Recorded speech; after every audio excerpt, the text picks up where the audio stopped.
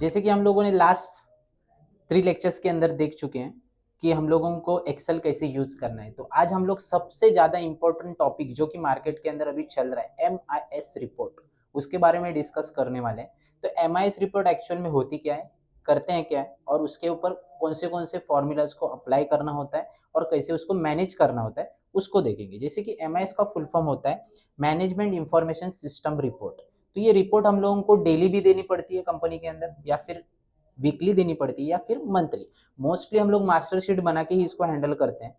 तो हर एक कंपनी के अंदर ये यूज होता है और हर एक कंपनी के अंदर ये काम आता ही है। जैसे कि आपको एडवांस एक्सेल आता है तो आपको MIS रिपोर्ट आना ही चाहिए। MIS रिपोर्ट हो गया या फिर पाइवट चार्ट एंड टेबल हो गया, थोड़ा बहुत एक दूसरे के ऊपर बहुत ज्यादा डिपेंड है, लेकिन जैसे कि हम लोग पीछे 2-3 लेक्चर्स के अंदर देख चुके हैं, तो वही टॉपिक्स यहाँ यूज होने वाले हैं और एक नया फॉर्मूला आपको यहाँ पे एड ऑन होने वाला है। लेकिन यहाँ पे जो मैं सिखाने वाला हूँ वो बहुत ज्यादा इंपॉर्टेंट है, तो आप लोगों को इसको ध्यान से देखना है। ठीक है, तो चलते हैं हम लोग स्क्रीन के ऊपर और करते हैं इसको स्टार्ट। तो जैसे कि आपके सामने दिख ही रहा होगा MIS रिपोर्ट। तो MIS रिपोर्ट के अंदर भी हम लोगों ने वही टॉपिक्स रखे हैं, वही डेटा को यूज किया है जो कि हम लोगों ने प्रीवियस वीडियोस के अंदर यूज किया हुआ है, क्योंकि आपको कोई भी कंफ्यूजन ना हो जाए डेटा के अंदर। डेटा आपने एक बार मैंने आपको अच्छे से एक्सप्लेन कर दिया है, तो आप और अच्छे से इसको पढ़ सकते। जैसे कि मुझे जानना हो कि डिपार्टमेंट के अंदर सेल्स में कितना प्रॉफिट हो चुका है, उसके बाद जानना है कि मार्केटिंग में कितना प्रॉफिट हो चुका है, लेकिन ये मुझे सब कुछ जानना है 1 क्लिक के अंदर। क्या करना है, 1 क्लिक के अंदर जानना है। जैसे कि मैं जानना चाहता हूँ कि मेरे लैपटॉप कितने सोल्ड हो चुके हैं, उसके बाद कौन से रीजन में हो चुके हैं, ये भी देखना है। जैसे कि हम लोग सम फंक्शन पढ़े थे, उसके अंदर सम इफ्स देखा था, तो हम लोगों को बार बार फॉर्मूलाज को अप्लाई करना पड़ता है। तो यहाँ पे हम लोग कुछ दूसरी चीजें अप्लाई करने वाले, कुछ एडवांस सीखने वाले, तो आपको इसको और अच्छे से देखना है। तो देखते हैं हम लोग सबसे पहले क्या सीखेंगे। तो आज हम लोग सबसे पहले सीखेंगे टेबल एज फॉर्मेट। तो उसके लिए आपको कुछ नहीं करना है, आपको सिंपली आपके डेटा को सिलेक्ट करना है या फिर डेटा के अंदर आपको रुकना है, दोनों में से एक। मैं कर रहा हूँ पूरे डेटा को सिलेक्ट, क्योंकि मेरा ऑलरेडी एक हेडिंग है।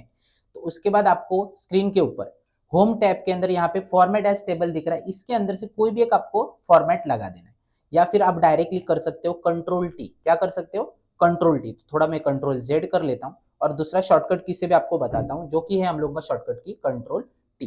कंट्रोल टी से क्या हो जाता है कि हम लोगों का सिलेक्शन आ जाता है। उसके बाद पूछते हैं कि जो हम लोगों का हेडर है वो फर्स्ट है क्या, तो हम लोगों का हेडर जो है वो फर्स्ट है, तो हम लोग इसको कर देते ओके। तो हमारे सामने एक लग चुका है फिल्टर और दूसरा लग चुका है टेबल।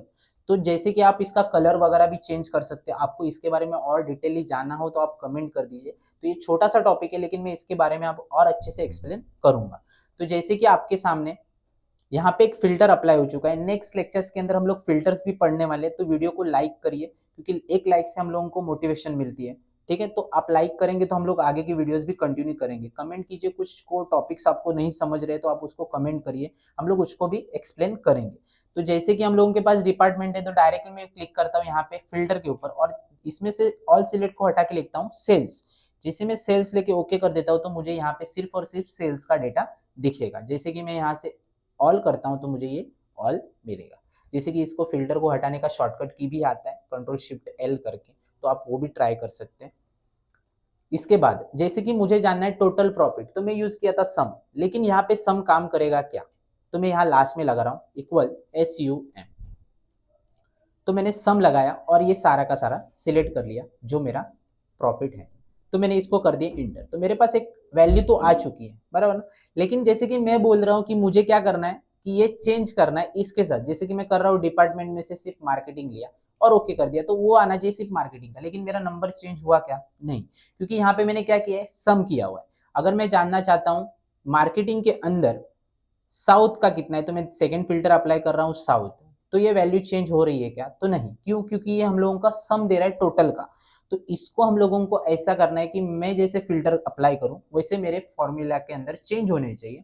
तो इसके लिए हम लोग यूज करने वाले एक नया फंक्शन, नया फॉर्मूला, जिसको बोलते हैं हम लोग सब टोटल। तो सब टोटल लगाने के लिए सबसे पहले तो मैं इन सबको नॉर्मल कर देता हूँ, फिल्टर्स को हटा देता हूँ। सारे फिल्टर्स को मैंने हटा दिया है, इसमें से सबको मैंने अप्लाई कर दिया। ठीक है, अब चलते हैं यहाँ पे जहाँ पे मुझे फंक्शन को अप्लाई करना है। तो जैसे कि मैं यहाँ पे क्लिक करता हूँ और इसको कर देता हूँ नॉर्मली, बैक स्पेस मार देता हूँ और लगाता हूँ इक्वल सब टोटल SUB। ठीक है, सब टोटल जैसे हम लोग यूज करेंगे, ये यूज करने के लिए हम लोगों को फंक्शन नंबर देना बहुत जरूरी है। फंक्शन नंबर मतलब कोई भी एक फंक्शन को मुझे लगाना है तो उसका एक पर्टिकुलर नंबर आता है, जैसे कि एवरेज के लिए 1 है, काउंट के लिए 2 है। आप अपने स्क्रीन पे देख सकते हैं जब ये फॉर्मूला लगाएंगे तब। जैसे कि मैं लगाता हूँ यहाँ पे 9, 9 होता है हम लोगों के लिए सम के लिए, इतना याद रखिए कि 9 जो है हम लोगों का सम के लिए आता है। फिर देंगे हम लोग इसको कॉमा और सिलेक्ट करेंगे पूरे डेटा को।